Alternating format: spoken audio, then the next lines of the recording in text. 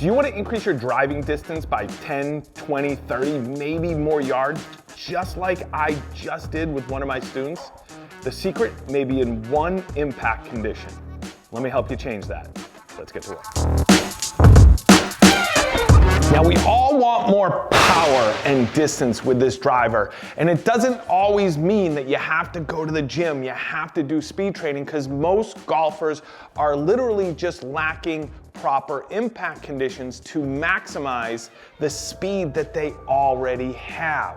So how did I increase this particular student's distance from here to a whopping here? Those are carry numbers, by just changing one impact condition. Spoiler alert, that one condition is called angle of attack. Now, angle of attack is just one piece of the puzzle. Make sure you watch this video completely to the end, because I'm gonna show you step by step how I made these changes with this particular student, changing his angle of attack, which changed a lot of other variables, which gave him that yardage.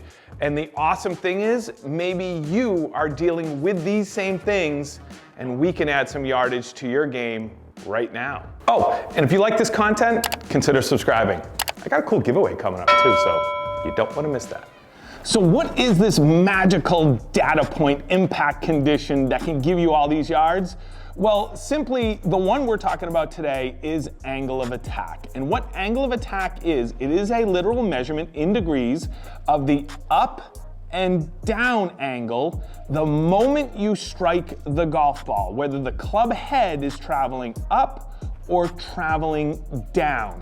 Now, if you have never been on a launch monitor, if you don't know your numbers, I highly encourage you, get your numbers. These things you can't see with your eyes, and you want to 100% definitely know where you are in space and time, because it's gonna absolutely help you in terms of changing, because what you can measure, you can change. If you're not measuring these things, it's really tough to tell. You can guess, but you know where that leads a lot of times. Now, another way is to look at it as, here is your swing arc. So you have a bottom of the swing arc, which is where the blue and the gray meet. Now, if your swing arc is over here, you are gonna catch this golf ball on the downward part of your arc. If the swing arc is over here, you're gonna catch the golf ball on the upward angle of attack, or on the upper part of your swing arc. So let's talk about how positive or an upward angle of attack, or downward or a negative angle of attack on a golf ball will affect distance, and in some cases greatly affect distance. But first, I wanna know, have you been on a launch monitor before? Comment below, and if you have and you do know your numbers, type them in. I'm a kind of a data nerd, so I enjoy that stuff, but I am genuinely curious how many of you out there have actually been on a launch monitor and know these impact conditions. Because again, if you don't know them, it's kind of hard to change them. There's only so much guessing you can do, and you know what they say when you assume? Yeah. So anyways, so downward angle of attack, what it actually does to the golf ball is, number one, when that club is working down, that golf ball is gonna produce more backspin. The more backspin a golf ball has on it, the more float or ballooning you're gonna get. You're gonna lose that penetrating distance. There is an optimal spin rate that the golf ball has to travel, and it does have to do with the individual players' impact conditions, club head speed, ball speed, all of that good stuff. But in general, when a golf club is traveling down and the angle of attack is negative, you're gonna produce too much spin. So that's one reason why the ball goes short. Now the second reason is, and again, all these work together, the second reason is when that club is working down, most likely the dynamic loft, not the static loft, not the number on the bottom of the club, but the actual loft, the angle that strikes the golf ball. So when you have less dynamic loft, you have a launch angle that is lower.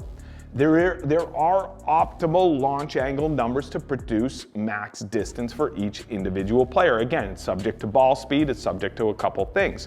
But if my launch angle is low, that ball's just not gonna stay in the air that long. It's gonna quickly come back to the ground. We need it to get up in the air. When you combine a low launch with high spin, you get that type of effect. That's not good for distance. Now, when we do have positive angle of attack, what we're gonna do is we're gonna produce less backspin. Now, there is a point diminishing returns on every end of the spectrum, but we are gonna produce less backspin, which is gonna help keep that ball in the air longer, but we're also gonna produce a better dynamic loft. So we're gonna have a little bit more lofted impact, which is gonna produce a better launch angle. You put higher launch and low spin together, that ball will stay in the air longer. Again, subject to your ball speed or how fast that's coming off of the club face. The other thing too is typically when a player is swinging down and they have a negative angle of attack, they're not going to consistently strike the ball in the center of the face. So you are also going to be robbed of ball speed because of that, which can add negatively to your distance. And that is also another reason why this particular student that I'm going to talk about here had a pretty big jump, because his angle of attack also produced a lot of low heel shots, which reduced the ball speed pretty greatly off the face. So he actually had a lot of room to grow in terms of distance. So just to give you an example here, and I'm going to use 96 miles an hour of clubhead speed because that's exactly where my student was within a mile per hour or two. So if at 96 miles an hour, that's how fast the club head is traveling. And if that head is traveling 8 degrees down, with all things equal, it's going to produce around 33 to 34,000 RPMs of backspin, which is also going to produce about 8 degrees of launch angle. You put that low launch and high spin together, that's going to equal roughly 215 yards, again, with all things equal in a very controlled environment. If you just take that same player that swings that 96 miles an hour and flip-flop your angle of attack, now you are 8 degrees up. That's a pretty big change. Your spin rate is going to drop to the low 2000s, 2100, 2200, subject to where you're striking it on the face. Launch angle is going to jump up around 16, 17 or so degrees, which can equal 240 carry yards. So in a nutshell, the speed didn't change. Angle of attack changed, which also changed those other variables. So let's see how my student made these changes and got all of those yards. So how did we add almost 40 yards of distance to this particular student's game? Well, you could probably figure out by now we changed his angle of attack. He started out, when he walked in the door, on average about 5.5 degrees down on the golf ball with his driver. And ultimately at the end of the session, he flipped the script. He added almost 10 degrees and he averaged around 5 degrees up on the driver. Not only did he do that, he started hitting the ball more consistently in the center of the face, and I'm going to show you some data in a few minutes here as well. And I have to say, and I say this in all my videos, I'm using one particular example of a session that we made this change. Coaching for almost 25 years now, what I'm going to talk about here and how we did this is a very common thing, but it's not going to be everybody's root cause overall. And I have to say that every single time because I want to make sure you're not just looking at this going, this is the magic bullet, but I bet you a lot of players out there, a lot of you guys watching this that do struggle with angle of attack, this is at least a piece of it and you're going to get something out of this and maybe something significantly out of this. So how did we make this change? Well, we did it in 3 phases plus a little bonus phase at the end. So we made a change to his setup, nothing dramatic. We made a change to his setup. We got him to understand the concept, the dynamic concept of movement. And I also gave him a drill, a spatial awareness drill to help him out. And the bonus was, we'll wait to the end because a lot of you may struggle with this and this could be one of the root causes too. So our setup change, again, everybody is different. We have to have proper matchups. He did not have a proper matchup to create an angle of attack that was positive. A lot of players do struggle with this. So as we know, ball position with a driver is forward of center. Everybody's a little bit different. The matchup has to be there for the particular player and the swing circle that player produces. But in general, we want the ball on this side of center, on the forward side of center. Why? because it gives us a chance to catch the ball in the upward part of the arc. If that ball was back here, we're always going to catch it on the downward part of the arc, unless we fall backwards or do some crazy tricks. I'm sure some of you can do that. So we have to have good, proper ball position. He had good, proper ball position. It was more of his setup that started the chain of events.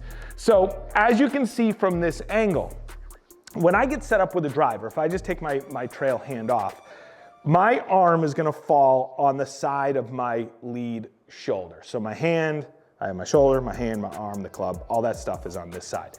My trail hand has to essentially reach across my body. And this is where a lot of people, it just starts this negative chain reaction. When a lot of players reach across their body, immediately their shoulders open up. Immediately the trail shoulder gets a little bit higher, and I'll show you from this angle.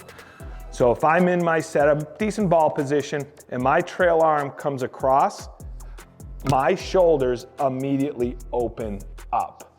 Let's hop to the sports box really quick so I can show you this in 3D. Now it's pretty amazing to see, just by changing a little bit of your process in your setup, how much it actually can change the dynamics and really everything else in your golf swing.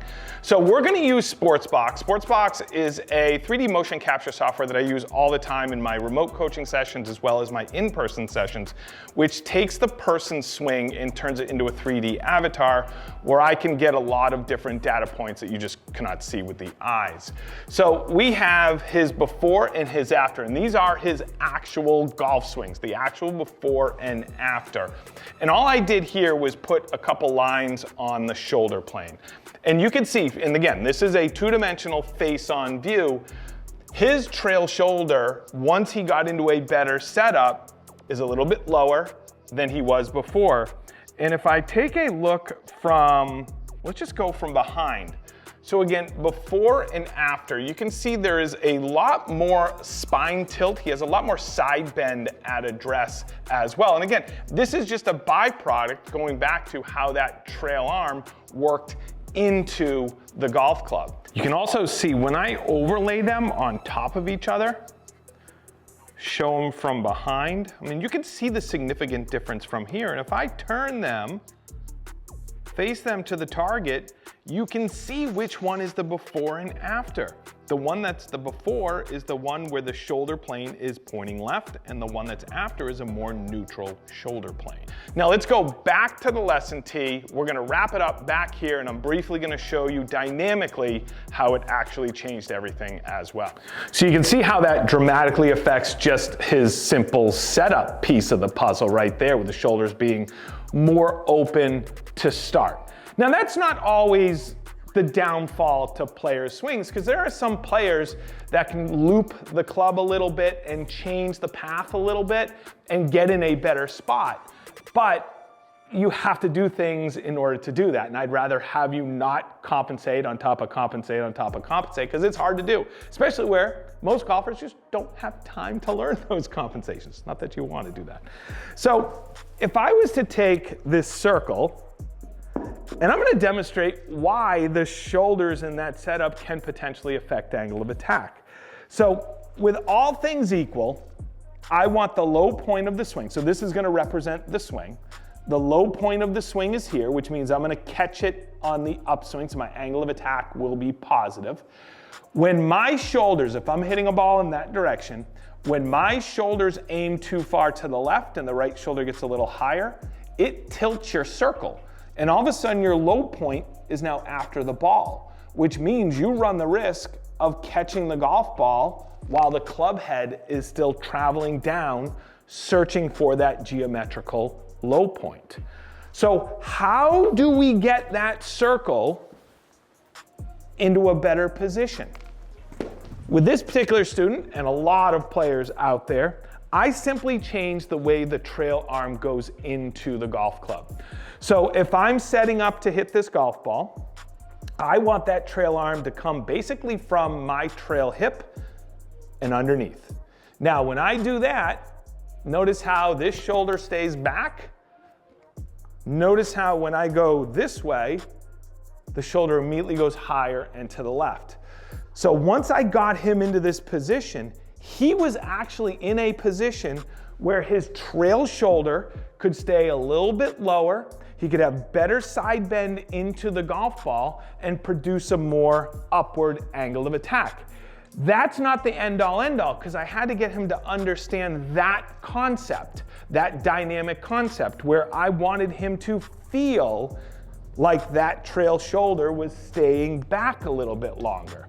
So that spatial awareness drill that we added to that was, so I took this foam block. So essentially you could use a head cover. Head cover could be a little bit too thick for most players or a little bit too tall for most players, but you could essentially use a head cover. And I put that in front of him. I didn't have him do this with a ball, a little scary at first. I did eventually. But I had him go through his process, trail hand underneath, the shoulder now a little bit lower. The shoulders felt like to him they were pointing a little bit more to the right. And then all I had him do is take some swings where he was feeling like he was swinging over that block right there. So I was getting him to understand the space that that club needed to travel before I put that ball there. And a little secret, so when I'm teaching, typically indoors in this scenario, I will then put a foam ball in front of the player. The foam ball triggers something different with a player than a regular golf ball. It's almost like you're halfway there. So the ball is still round, it still looks like a golf ball, has dimples, but they know it's not a real ball, so it frees them up a little bit more to do the exercises that you want them to do in the drills. So we moved to the foam ball, he started hitting good shots, then we moved to the real ball, and that's when we started seeing the results. And all of this took place in a matter of, I'm gonna say an hour and 15, an hour and 20 minutes. I mean, there's no question, just like any lesson you're going through, whether it's golf or anything else in life, you have to work till you start to feel things and start to understand things. But it all started with his setup. You know, because his setup was much better, he was able to move his body in this direction. He was able to get that golf club to work up through that hitting zone. Now the last thing, the bonus, we had to change his tee height. He was so used to teeing up with something like this. So we had to go with a taller tee height. Just, it's all geometry. Now, the other thing too is, you put a low tee in the ground, it's gonna trigger something in your brain. You gotta go down and get it. Imagine, hit that ball. That ball's sitting on the ground right now. Hit it with a driver.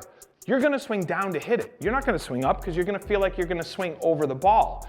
So if I'm using a low tee, most likely you're always gonna battle swinging down because that's just athleticism there.